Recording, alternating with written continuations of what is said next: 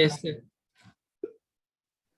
चलो, अब हम लोग एक तो बहुत ही इंटरेस्टिंग कंसेप्ट पढ़ने वाले हैं कि इंडिया में दो तरह के अनएम्प्लॉयमेंट देखे जाते हैं जो कि बहुत कॉमन है। एक है सीजनल और एक होता है डिसगाइज अनएम्प्लॉयमेंट। सीजनल अनएम्प्लॉयमेंट का मतलब ये होता है कि इन लोगों को तभी काम मिलता है जब सीजन होता है। ठीक है, जैसे एग्रीकल्चर में क्या होता है, जब हम लोग को खेत को जोतना है, माने उसको डिग करना है, प्लाव करना है खेत को, या फिर हमको बीज डालना है, या हमको हार्वेस्ट करना है, माने कटाई करनी है, तब लोगों की जरूरत पड़ती है, तो उनके पास काम होता है। इसके अलावा उनके पास काम नहीं होता, तो माने सीजन के टाइम पे उनके पास काम होता है।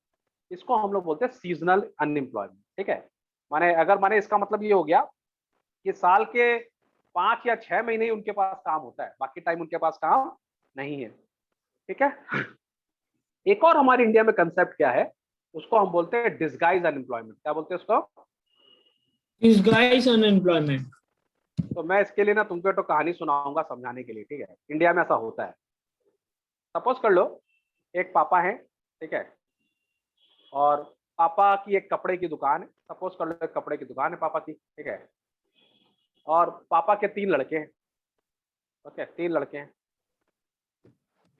ठीक है, 3 लड़के हैं, सपोज कर लो ए बी सी। ठीक है, 3 लड़के हैं। अब पापा, जब ये बच्चे छोटे थे तो पापा अकेले दुकान जाते थे, और पापा के पास एक स्टाफ भी था। ठीक है, तो वो स्टाफ और पापा मिलके दुकान चलाते थे। ठीक है, पापा सुबह 9:30 बजे पहुंच जाते थे, एकदम 9:30 अर्ली मॉर्निंग शार्प।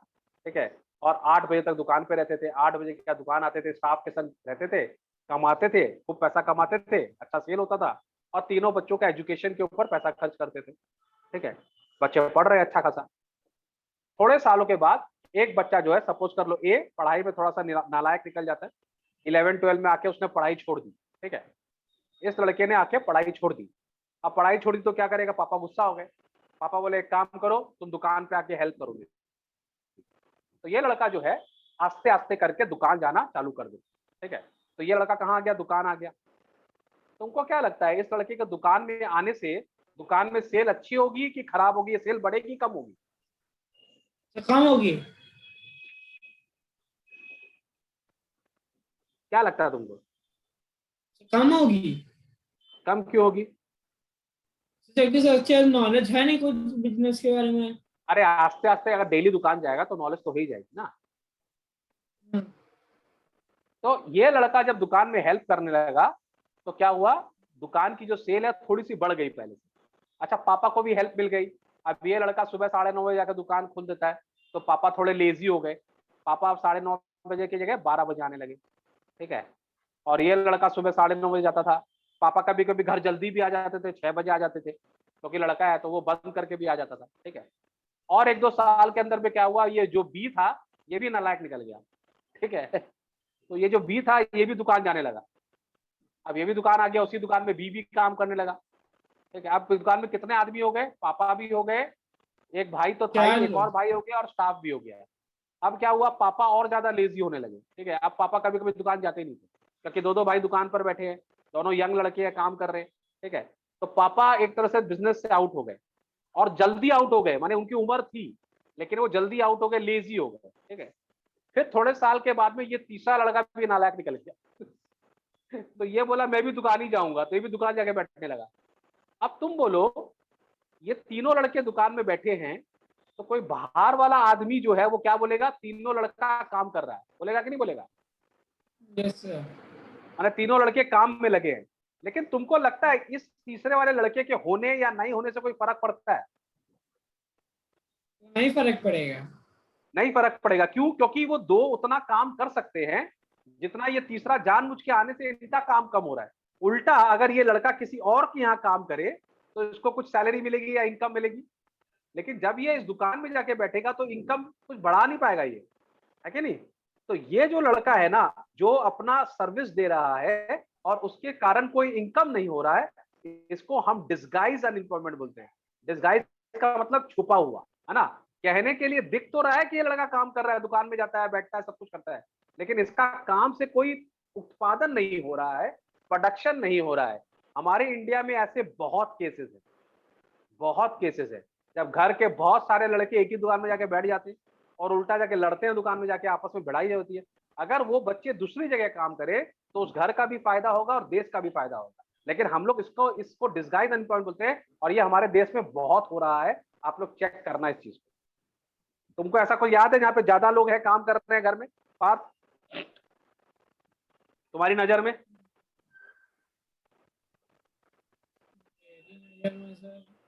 है Partha?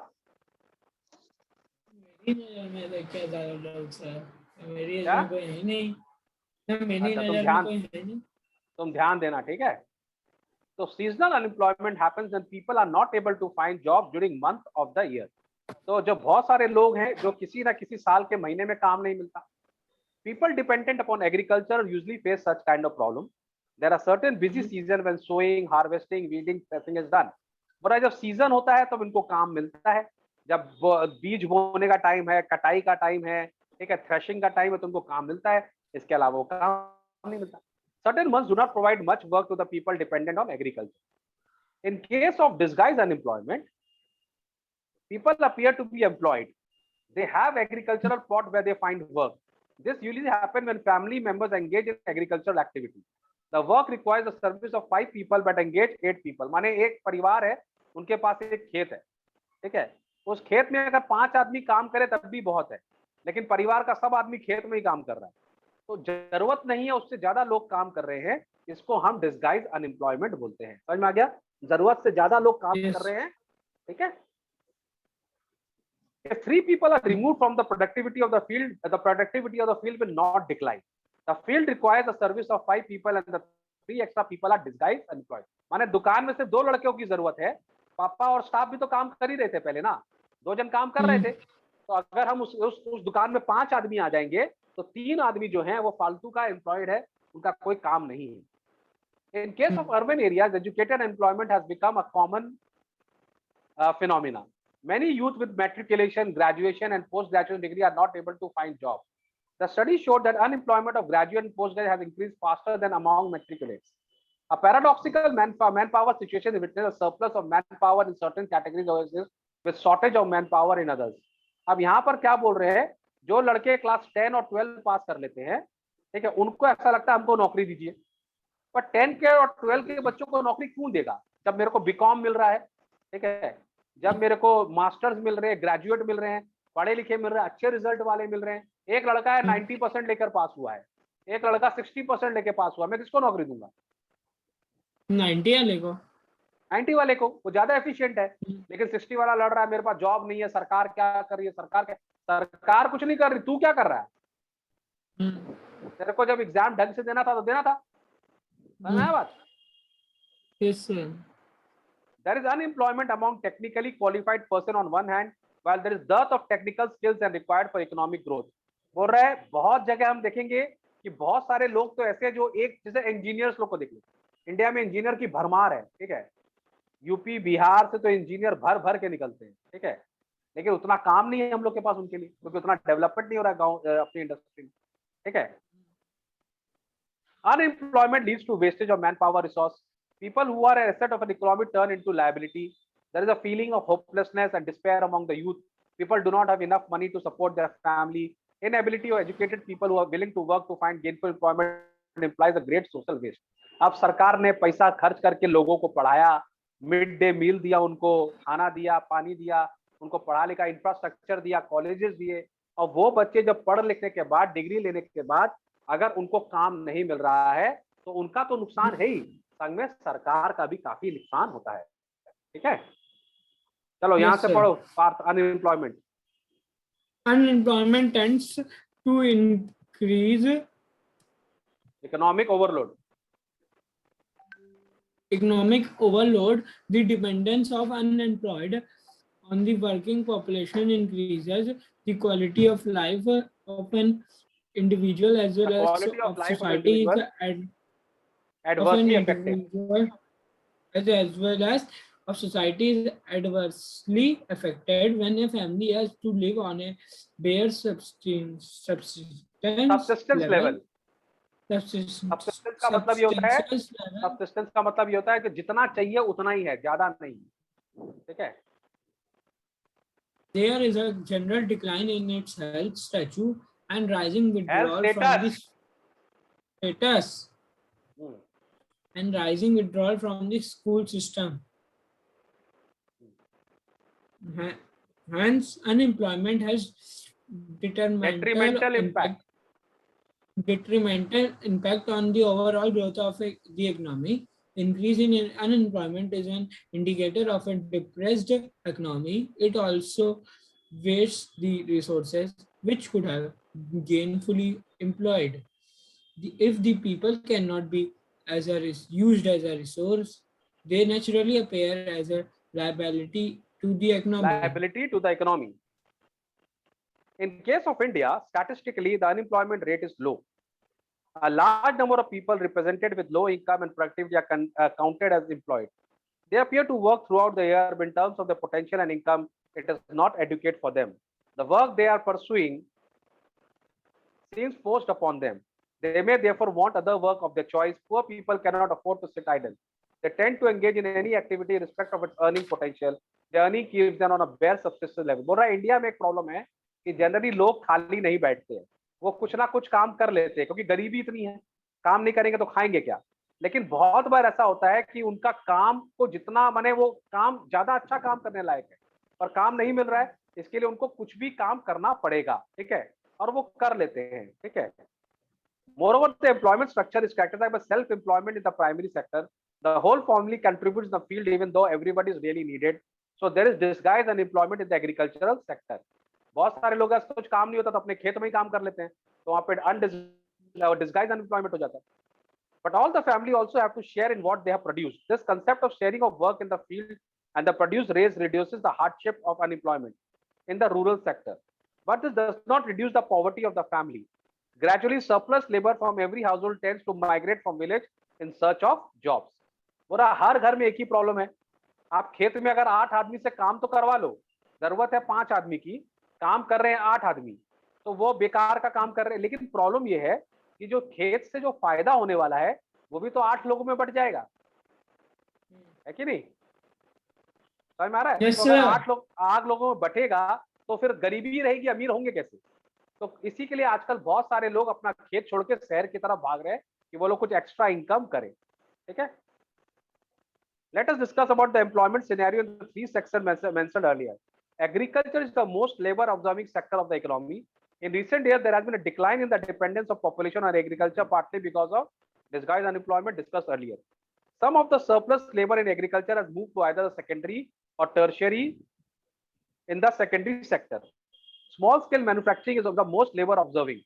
In case of tertiary sector, various new services are now appearing like biotechnology, information technology, so on. ठीक है। अब यहाँ पर क्या बोल रहा है कि आजकल क्या हो रहा है, लोग गांव से भाग रहे हैं, खेती से भाग रहे हैं और दूसरा काम ढूंढ रहे हैं, है ना। बहुत सारे लोग उबर चलाने चले जाते हैं, बहुत सारे लोग लेबर करने चले जाते हैं, क्योंकि उनको पता है कि डिस्गाइज एम्प्लॉयमेंट से कुछ नहीं होने वाला, ठीक है। ये कौन सी Yes, कहानी sir. है? ये कोई कहानी है क्या? Yes, sir. इसको पढ़ना है क्या कहानी को? There was a village inhabited by several families. Each family produced enough to feed its member. Each family meets its needs by members making their own clothes and teaching their own children. One of the family decided to send one of its son to an agricultural college. The boy got his admission in the nearby college of agriculture. After some time, he became qualified in agro engineering and came back to the village. He proved to be so creative that he could design an improved type of plow which increased the yield of feed. Thus, a new job of agro engineering was created and filled in the village. The family in the village sold the surplus in a nearby neighboring village. They earned good profit, which they shared among themselves. Inspired by his success, all the families after some time held a meeting in the village. They all wanted to have a better future for the children too. They requested the panchayat to open a school in the village. They assured the panchayat that they would all send their children to school. The panchayat, with the help of a government, opened a school. A teacher was recruited from a nearby town. All the teachers of this village started going to school. All the children of this village started going to school. After some time, one of the families gave training to his daughter in tailoring. He started stitching clothes for all the families of the village. For everyone now wanted to buy and wear well-tailored clothes. There's another new job, that of a tailor, was created. This had another positive effect. The time of the farmers going far for buying clothes was saved. As their father spent some more time in the field, the yield of the farms went up. This was the beginning of prosperity. The farmer had more they could do consume. Now they could sell what they produced to others who came to their village market. Over time, this village formerly had no job opportunities in the beginning, had many like teachers, tailor, agro engineers, many more. This was the story of a simple village where the rising level human capital and able to involve into a place rich with complex and modern activities. क्या समझ में आया इस कहानी से? Mister Partha, तो सुना आपने, कहानी पढ़ दी मैंने पूरी, तो समझ में आया? नहीं। तो क्या कर रहा था, सपना देख रहा था? नहीं सर। बोला एक गांव था, गांव में सब ठीक था, ठीक है, कुछ फैमिलीज थी, वो लोग कमाते खाते थे, अपना खेती करते थे, चुपचाप से खेती करके अपना घर का पेट भर लेते थे, अपना पेट पाल लेते थे। उस गांव में से एक आदमी को आइडिया आया, क्यों ना मैं अपने बच्चे को पढ़ने के लिए भेजूं आगे। तो उनका एक बच्चा जाके एग्रो फार्मिंग सीखा, माने खेती कैसे बढ़िया से करते हैं सीखने चला गया। जब वो सीख लिया तो वो वापस गांव आया। वापस गांव आके उसने अपनी पढ़ाई के इस्तेमाल से अपने गांव का काम करने का तरीका चेंज कर दिया, ठीक है, किस तरह से हल जोतते हैं, किस तरह से बीज बोते हैं, कैसे पानी देना चाहिए, वो सब उसने करने लगा। वो करने से क्या हो गया, उसने नए नए डिजाइन के सामान बनाने लगा, टूल्स बनाने लगा। उसके कारण गांव में थोड़ी समृद्धि आ गई, सब लोग सीखने लगे, ये गांव वाले भी सीखने लगे कैसे हम लोग को इम्प्रूव करना है सब कुछ। तो उनके गांव में अच्छा होने लगा और वो लोग अपनी टेक्निक से दूसरे गांव को भी सामान बेचने लगे, तो दूसरे गांव से पैसा आने लगा, तो इनके गांव में और फायदा हो गया, ठीक है।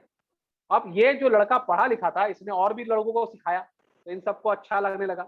फिर गांव के लोग बोले आप एक काम कीजिए, हम भी अपने बच्चों को स्कूल भेजना चाहते हैं। तो उन्होंने पंचायत से बात की, पंचायत से बोला भाई आप हमारे गांव में स्कूल खुलवा दो, हमारे बच्चों को भी भेजना पढ़ने के लिए। तो पंचायत ने सरकार की मदद से स्कूल खोल दी। जब स्कूल आ गए, सारे बच्चे स्कूल में पढ़ने लगे, तो और ज्यादा नॉलेज हो गया। उसमें से एक लड़की टेलरिंग का काम सीख गई, ठीक है, स्कूल में टेलरिंग सीख गई। टेलरिंग से क्या हुआ, उसने यहीं पे कपड़ा बनाना चालू किया। पहले इस गांव के लोगों को कपड़ा खरीदने के लिए दूसरे के जाना पड़ता था, अब इन्हीं के गांव में बन रहा है, तो इनका टाइम बच रहा है।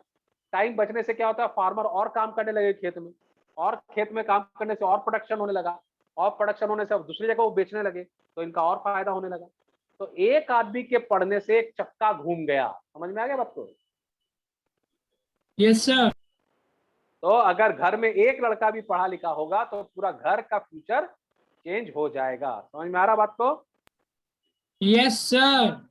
इसके लिए मेरे बच्चों अच्छे से पढ़ो, नहीं समझ में आ रहा सर का वीडियो देखो, सर का वीडियो से पढ़ो, है ना। सर तो एक एक लाइन एक्सप्लेन करते हैं, ऐसा कोई एक्सप्लेन नहीं करता।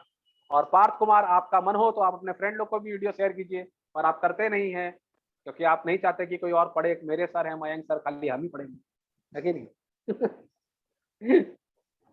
चलो समझ में आ गया ये चैप्टर? Yes sir. अब इसका क्वेश्चन आंसर अटेम्प्ट करो, अपने आप लिख के दिखाना मेरे को, अपने आप सॉल्व करके दिखाना। कल का होमवर्क है, कल मेरे को कम से कम 10 क्वेश्चन आंसर लिख के दिखाना कल, ठीक है? ठीक है सर। चलो बाय बाय, गुड नाइट।